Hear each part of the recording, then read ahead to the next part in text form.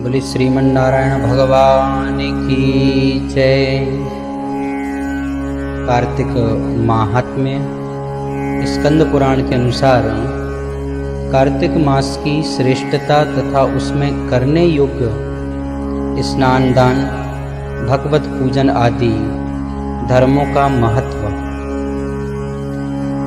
नारायणं नमस्कृत्य नरं चैव नरोत्तमं देवीं सरस्वतीं चैव ततो जयमुदीरयेत।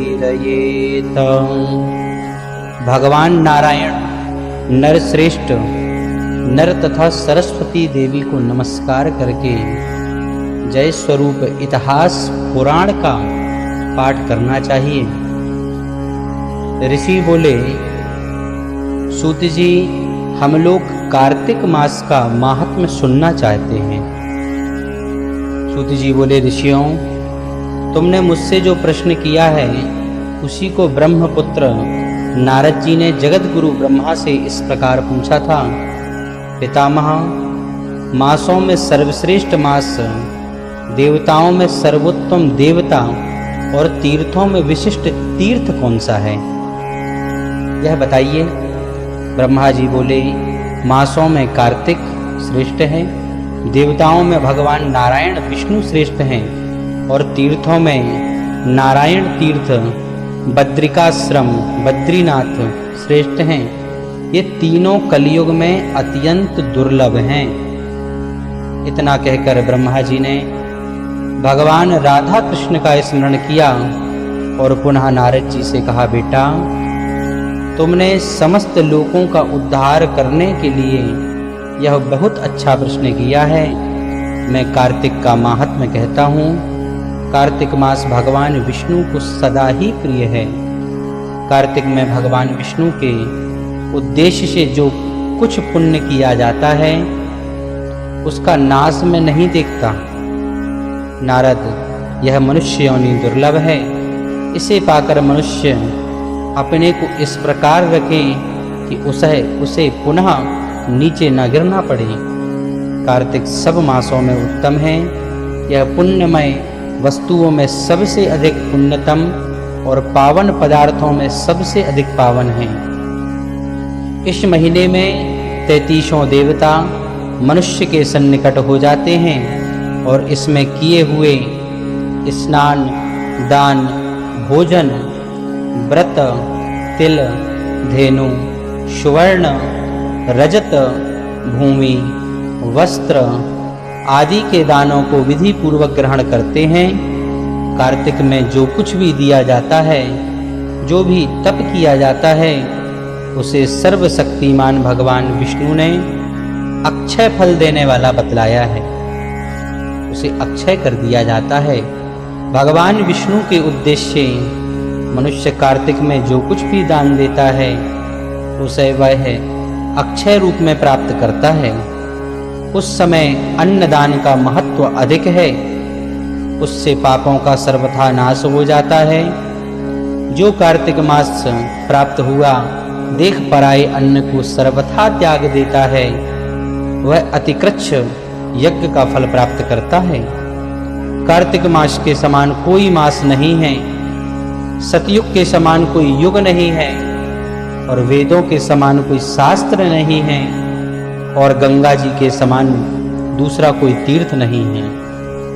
न कार्तिक समो मासो न ततेन समम युगम न वेद सदृशम शास्त्रम न तीर्थम गंगया समम। स्कंद पुराण में ऐसा लिखा हुआ है कि कार्तिक के समान कोई मास नहीं है, सतयुग के समान कोई युग नहीं है, शास्त्रों के समान वेद के समान कोई शास्त्र नहीं है और गंगा के समान कोई तीर्थ नहीं है। इस प्रकार अन्नदान के सदृश दूसरा कोई दान नहीं है। दान करने वाले पुरुषों के लिए न्यायोपार्जित द्रव्य के दान का सुअवसर दुर्लभ है।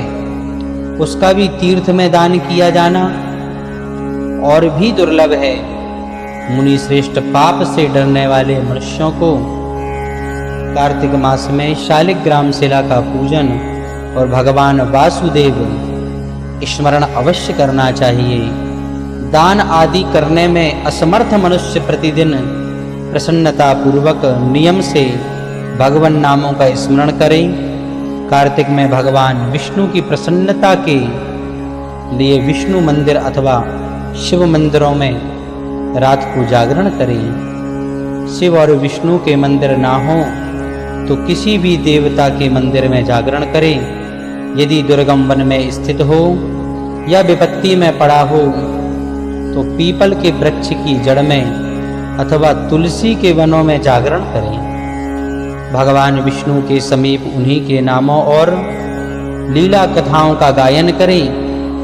यदि आपत्ति में पड़ा हुआ मनुष्य कहीं अधिक जल ना पावे अथवा रोगी होने के कारण जल से स्नान ना कर सके तो भगवान के नाम से मार्जन मात्र कर ले। केवल भगवान का नाम लेकर यदि अपने ऊपर जल छोड़ ले तो भी वह व्रत में स्थित हुआ पुरुष यदि उद्यापन की विधि करने में असमर्थ हो तो व्रत की समाप्ति के बाद उसकी पूर्णता के लिए केवल ब्राह्मणों को भोजन करावे। जो स्वयं दीपदान करने में असमर्थ हो वह दूसरे के बुझे हुए दीपक को जला दे अथवा हवा आदि से यत्न पूर्वक उसकी यदि रक्षा करे। भगवान विष्णु उसकी पूजा ना हो सकने पर तुलसी अथवा आंवले का भगवत बुद्धि से पूजन करे। मन ही मन भगवान विष्णु के नामों का निरंतर कीर्तन करता रहे। गुरु के आदेश देने पर उनके वचन का कभी उल्लंघन न करे। यदि अपने ऊपर दुख आदि आ पड़े तो गुरु की शरण में जाए। गुरु की प्रसन्नता से मनुष्य सब कुछ प्राप्त कर लेता है। परम बुद्धिमान कपिल और महातपस्वी सुमति भी अपने गुरु गौतम की सेवा से अमरत्व को प्राप्त हुए हैं। इसलिए विष्णु भक्त पुरुष कार्तिक में सब प्रकार से प्रयत्न करके गुरु की सेवा करें। ऐसा करने से उसे मोक्ष की प्राप्ति होती है। सब दानों से बढ़कर कन्यादान है, उससे अधिक विद्यादान है और विद्यादान से भी गोदान का महत्व अधिक है और गौदान से भी बढ़कर अन्नदान है, क्योंकि यह समस्त संसार अन्न के आधार पर ही जीवित रहता है। इसलिए कार्तिक में अन्नदान अवश्य करना चाहिए। कार्तिक में नियम का पालन करने पर अवश्य ही भगवान विष्णु शारूप्य एवं मोक्षदायक पद प्राप्त होता है, प्रदान करते हैं। कार्तिक में ब्राह्मण पति पत्नी भोजन कराना चाहिए। पति पत्नी के जोड़े को भोजन कराना चाहिए। चंदन से उनका पूजन करना चाहिए। अनेक प्रकार के वस्त्र, रत्न और कंबल आदि देना चाहिए। ओढ़ने के साथ ही रुईदार बिछावन अर्थात गद्दा, जूता और छाता भी दान करने चाहिए। कार्तिक में भूमि पर शयन करने वाला मनुष्य युग युग के पापों का नाश कर डालता है। जो कार्तिक मास में भगवान विष्णु के आगे अरुणोदय काल में जागरण करता है अर्थात प्रातः काल सूर्य निकलते ही जो जागरण करता है, जगता है, सूर्य के पूर्व जगता है और नदी में स्नान भगवान विष्णु की कथा का श्रवण करता है। वैष्णवों का दर्शन तथा नित्य प्रति भगवान विष्णु का पूजन करता है। उनके पितरों का नरक से भी उद्धार हो जाता है। अहो, जिन लोगों ने भक्ति पूर्वक भगवान विष्णु का पूजन नहीं किया वे इस कलयुग की कंदरा में गिरकर नष्ट हो गए, लुट गए। जो मनुष्य कमल के एक फूल से देवताओं के स्वामी भगवान कमलापति की पूजन करता है वह करोड़ों जन्मों के पापों का नाश कर डालता है। मुनि श्रेष्ठ, जो कार्तिक में 1,00,000 तुलसी दल चढ़ाकर भगवान विष्णु की पूजा करता है वह एक एक दल पर मुक्त दान करने वाला फल प्राप्त करता है। जो भगवान के श्री अंगों से उतारी हुई प्रसाद स्वरूपा तुलसी को मुख में, मस्तक पर और शरीर में धारण करता है तथा भगवान के निर्माल्य से अपने अंगों का मार्जन करता है वह मनुष्य संपूर्ण रोगों और पापों से मुक्त हो जाता है।